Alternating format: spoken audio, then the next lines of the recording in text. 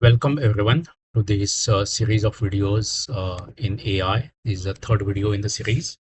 The first one was the AI 101. The second one was Introduction to Generative AI, which is the hottest topic of AI. And with this third video, let's deep dive into Gen AI as to how you can start building applications with it. Okay. Okay. So before we get into building applications, right? I mean, what are the typical use cases, right? We saw the capabilities of generative AI, right? It generates new content, right? All types of contents, mostly text, right? So obviously the first and foremost interesting case would be like a customer service chatbot. Okay. So it can interact with people, right? It can be a natural language interface in any language. It can keep the user engaged, right? So on and so forth, right? Uh, so the first thing it can do, it can do triaging, right? I mean, very simple questions it can answer by itself, right? Even questions that may have to do some simple searches, right? Go through like a policy document of your organization, so on and so forth, right? It can do that and it can answer those questions. Now, it has to be a little careful while answering the questions that if it doesn't have enough confidence in the answer, it should basically bring in a human, right? It should bring in a human in the loop, right? It should prompt the sort of a supervisor, right? Or a person, right? Who would then take over, right? I mean, that is the first triaging use case, right? Where simple tasks will be automated, right? And user will be required only for sophisticated or difficult questions to be answered. Okay. Now let's say that you already have such a sort of conversation going on between a human and customer, right?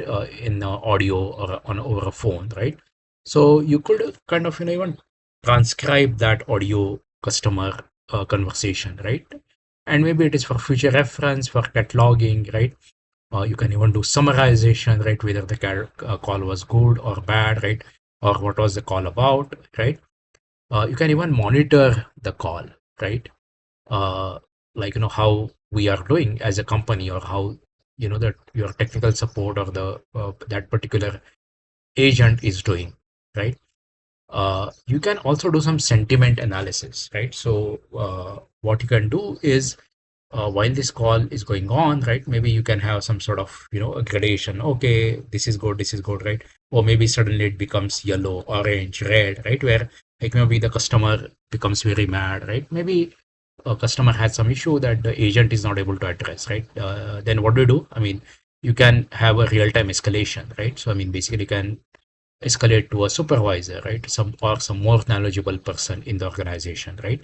And maybe you can address that issue right away, right? I mean, all that is a possibility with generative AI, right? Customer service chatbot use case is what is first and foremost interesting use case, and that is how we can deal with in the generative AI. So actually, further down we'll look at one of this sort of a case. We'll do one of this case study. Okay.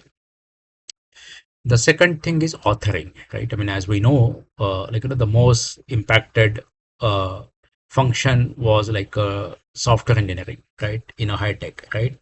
So we have GitHub Copilot, which can write code for you. Right now, it's not only limited to development or even different programming languages within development, but there are copilots coming up in legal, right, finance, right. In fact, there are uh, like, you know uh, agents that can write very good poem or a very good novel. Okay, so that's kind of authoring we're talking about here, right? The second thing is you can do some translation, right? If it's like a C++ old traditional programming language and you want to convert to Python, you can do that, right? It's not only translation of programming language, but it could be translation from like a human language, English to Spanish, right? Spanish to French, right? So it's very good at such activities. Okay. You can do some testing, right? I mean, some simple unit testing, some automation, right? Integration testing. You can do that.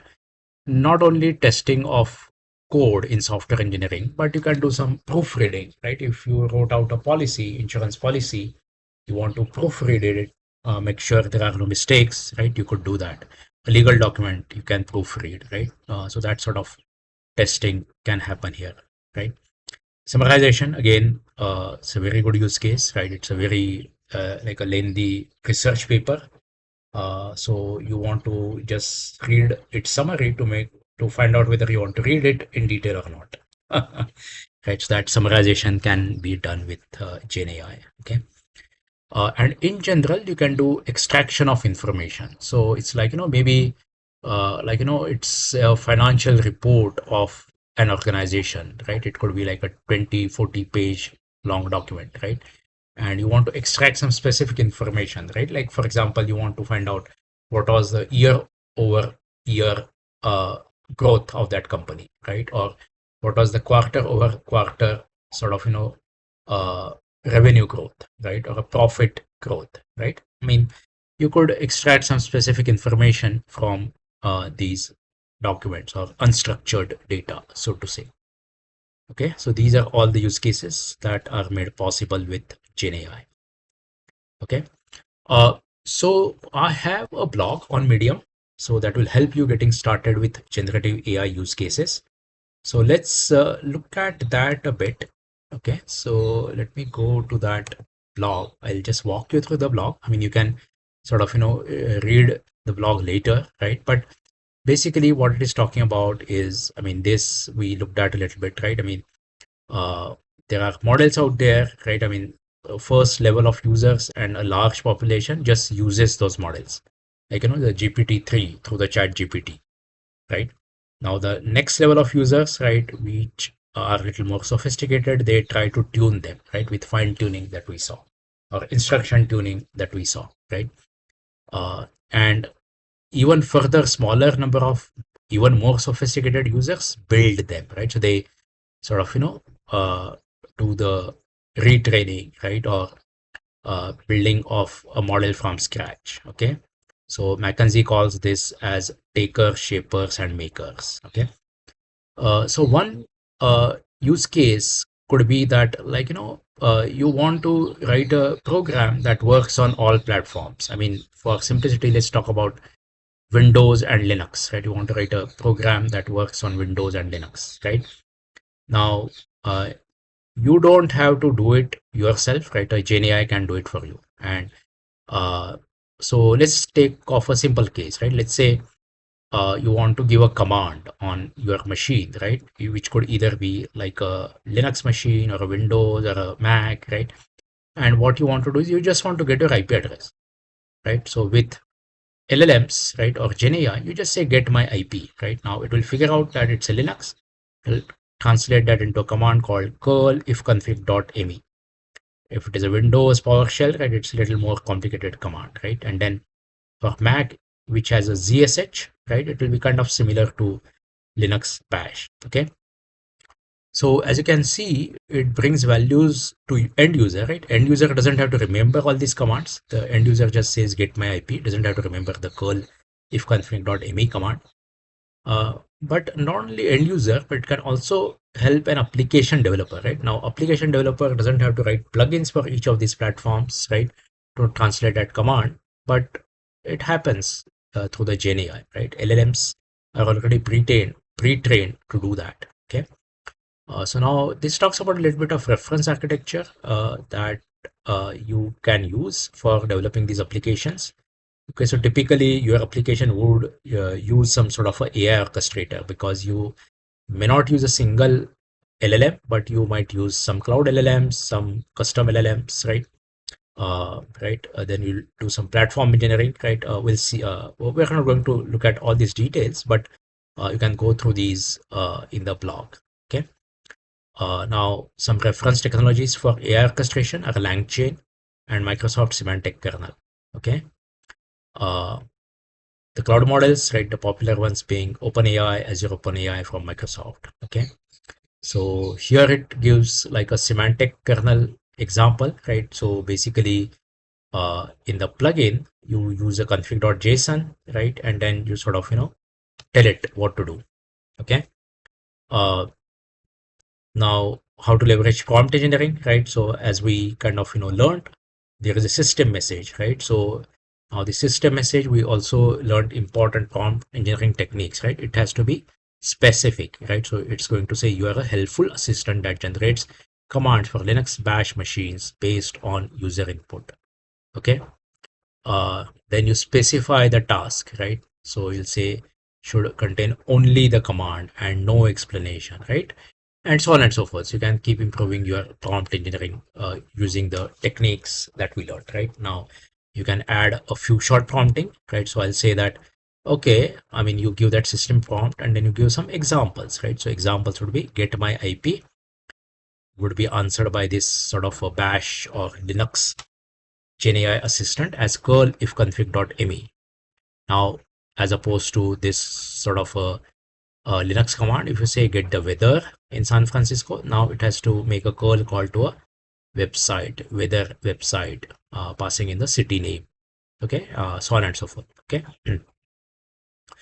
It also gives a little bit of details of how you manage the AI orchestration in the semantic kernel. Okay.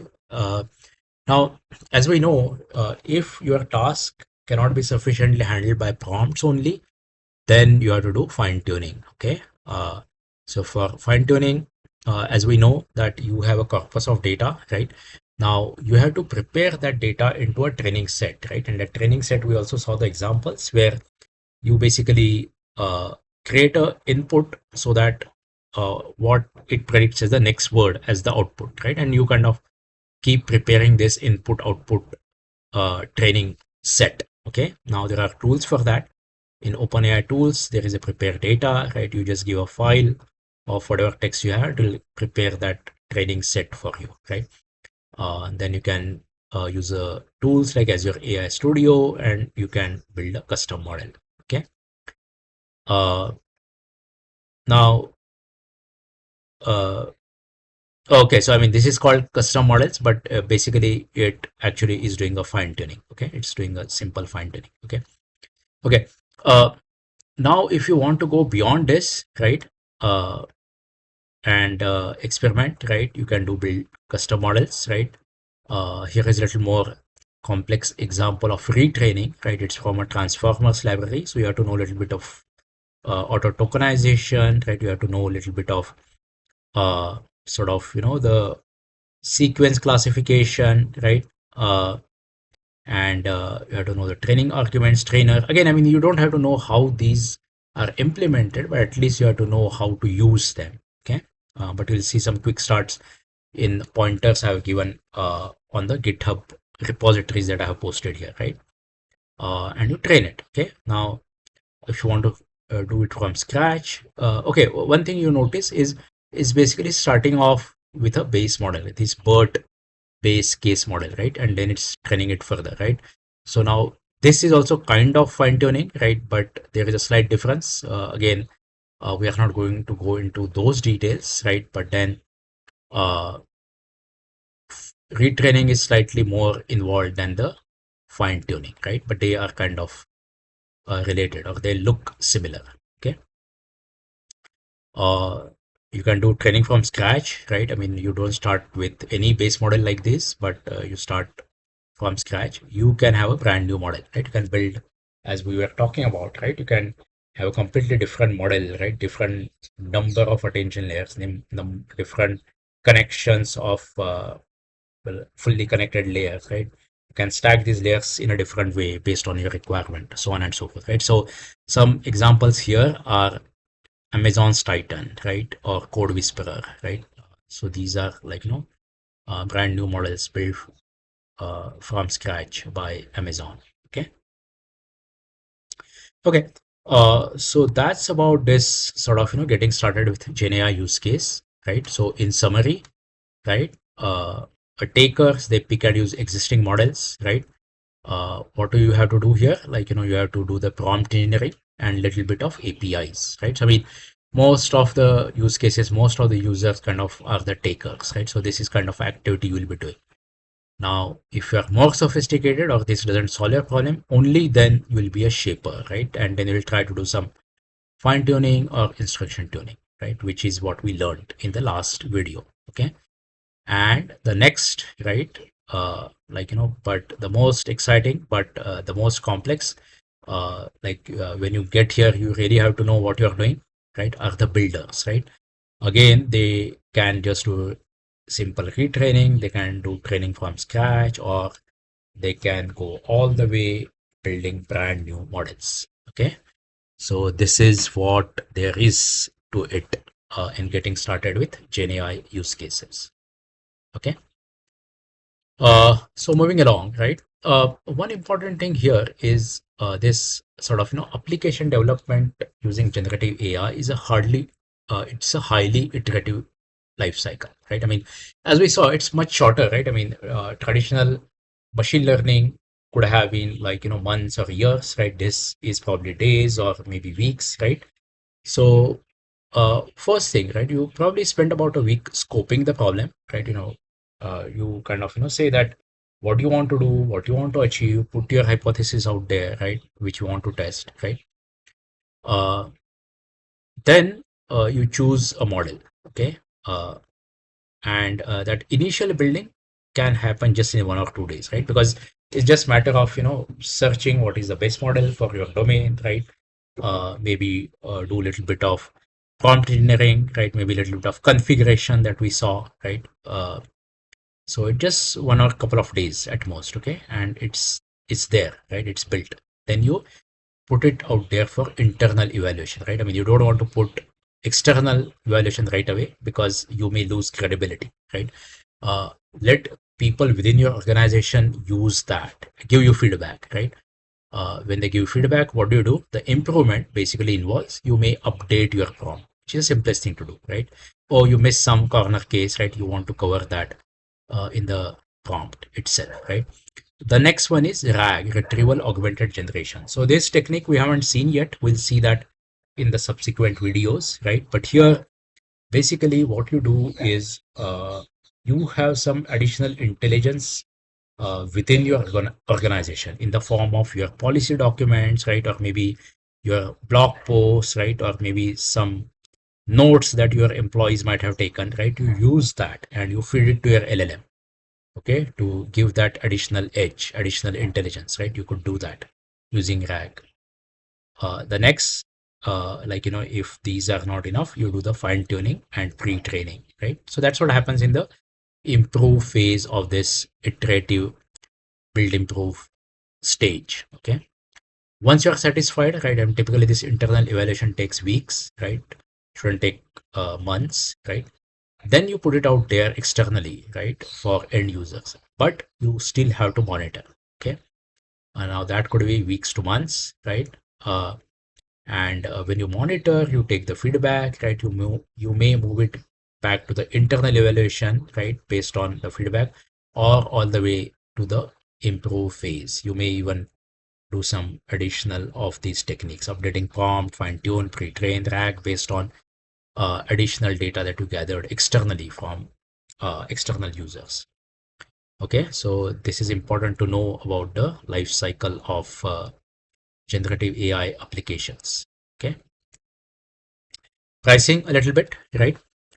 So it's kind of varies, right? I mean, if you look at small models like this 8 billion Llama 3.1, it's like pretty cheap, zero point 0.1, right? So it's like a zero point 0.1 per million tokens, okay, for input.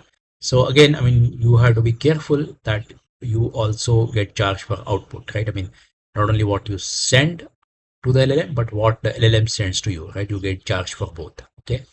Now, as you kind of keep moving to the right, these are more powerful models. Like a Gemini Flash is kind of cheap, right? Mini is little more higher, right? But if you go to DeepSeek V3, it's kind of in the mid range, right? DeepSeek R1 is little further, right? Now, if you go to Llama 3.3, 70 billion as opposed to 1.8, right? It's a little more expensive, right?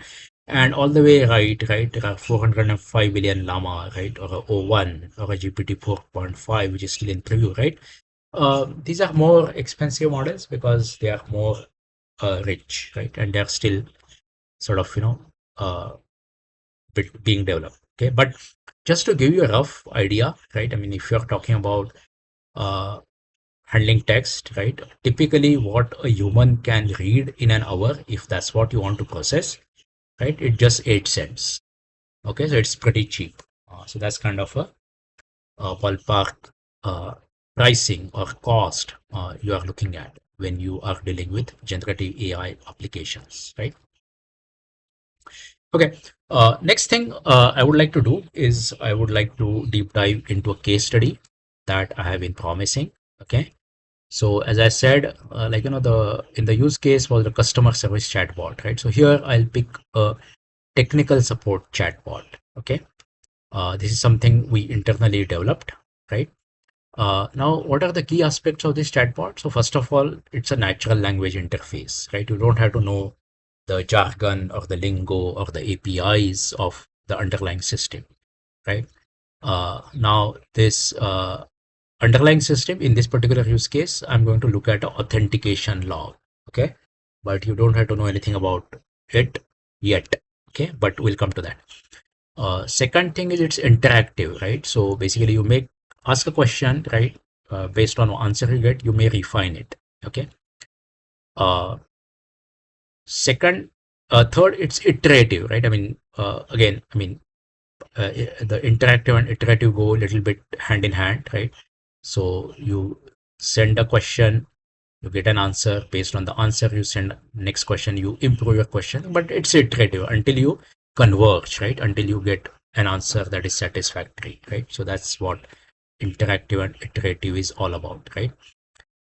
It helps you troubleshoot, right? I mean, it's like a big system, right? Something is broken, right? Now you want to run around and find out, you want to do troubleshooting, right? You want to drill down, right? So uh, like it's like a big authentication system, right? You go like a active directory or something, right? That you have put, and somebody complains, oh, like last week there were lots of issues with your AD.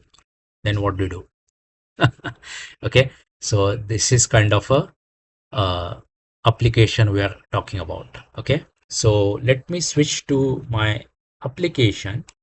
Right, so this is actually another YouTube video. Okay, but I'll just run through that a little bit to give you a glimpse of how it kind of looks, right? So Of L1 basically, this is a technical support app, support right? chatbot So it using says, generative okay, AI. The enter technology your they query, use underneath right? is RAG, So Retrieval now Augmented we Generation. were told that, hey, like, there Now, was some this massive technical outage, support massive is failure for a last week authentication log. in your This authentication, authentication right? So, I log mean, this kind is of a basically log is a bunch there of behind authentication the scene, events. right? Which is It what you has are this looking at, four right? column rows, And and it has I mean, information there's about still a simple what is sort the of type a of the case event, study, right? So there what are is the just 4,000 outcome of that entries, right? There event, are like, who's maybe the 30, user. 40 There columns, are right? some But 50 like a section support or engineer is columns. fairly conversant Okay. with it, right? I mean, not Now, the everybody, first thing but that comes to mind for a technical support support is chat who's interacting with failures. it, Okay. right? So now, So we'll ask that since there were question. like, a lot of We'll issues say, in the system last what week, are I'll the say, top what are the top five five failures, right? Or, actors and so we'll say with actors with failures? failures, right? Okay. Now, I when mean, you I'm ask that now question, using some we'll submit terminology it. here, right? Right now, it's So now actually going what to this sort of chatbot try does to is understand this basically question.